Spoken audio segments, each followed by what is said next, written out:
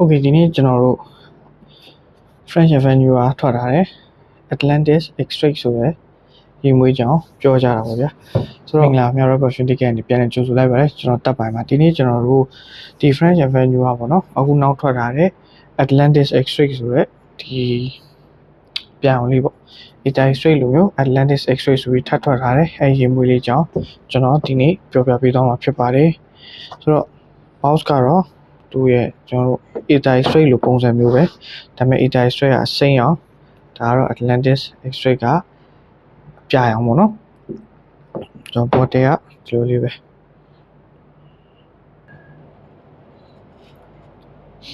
ဆိုတော့သူကကျွန်တော်တို့သိရလောက်ပေါ့နော် room 1015ရဲ့ wave char ရဲ့ tube လို့သိရတယ်ဆိုတော့ wave char ကတော့ကျွန်တော်လည်း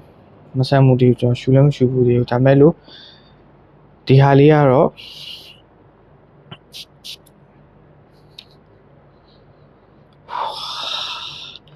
လူငယ်တွေအရင်ကြိုက်နိုင်တဲ့အနက်ပေါ့နော်ဆိုတော့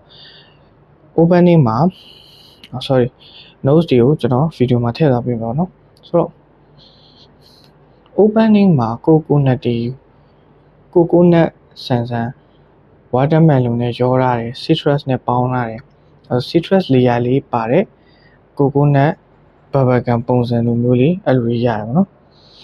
active ဖြစ်တယ် energetic ဖြစ်တယ်အဲ့လို sweet and sour အဲ့လိုပုံစံ summer type လေးတွားတယ်အဲ့ဒါအောင်မှဒီ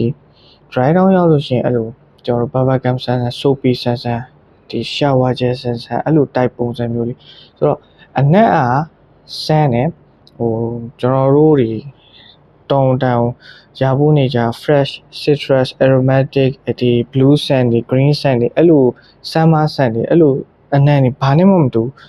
အရန်ကို likeable ဖြစ်တယ် compliment ရဖို့အရန်လွယ်တယ်လူတိုင်းအရန်ကိုကြိုက်နိုင်တဲ့ DNA ပုံစံမျိုးဖြစ်တယ်ပေါ့နော်အနံ့အရန်ကိုကွဲတယ်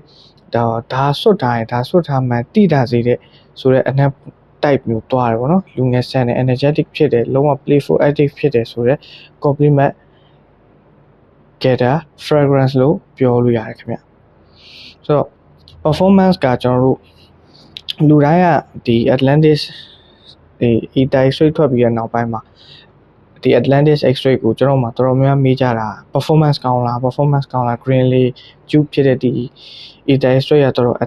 performance ညံ့တယ်ပေါ့နော်ဆိုတော့ဒီကောင်ကတော့စိတ်ချပြီးတော့တုံးလို့ရတယ်စိတ်ချပြီးဝယ်လို့ရတယ်ဒီကောင် performance တော်တော်လေးကောင်းတယ်ကျွန်တော်တို့8ချက်လောက်တုံးတယ်ဆိုလို့ရှိရင်အနှိမ်ဆုံး9နိုင်ဝန်းကျင်10နိုင်ဝန်းကျင်လောက်ကောင်းခံတယ်ပေါ့နော်အသားနဲ့အင်ဂျင်မှာ8ချက်လောက်တုံးတယ်ဆိုရင်9နိုင်10နိုင် AC ခံတဲ့ projection ညီနဲ့3နိုင်4နိုင်ဝန်းကျင်လောက်ကိုတော်တော်လေး project လုပ်တယ်ပေါ့နော်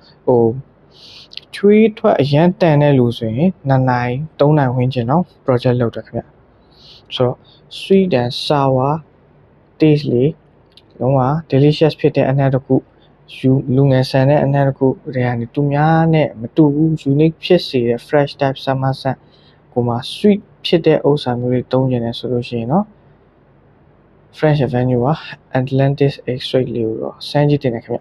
ဆိုတော့ဒီလထဲမှာဒီ25 26 29ပေါ့နော်အဲ့3ရက်ကိုကျွန်တော်စီမှာ party camp ပဲဝယ် 11% off နဲ့ကျွန်တော်ရောင်းပေးမှာဖြစ်ပါတယ်ဆိုတော့အဲ့နေ့မတိုင်ခင်လေးကျွန်တော်ticket list ကို update လေးကို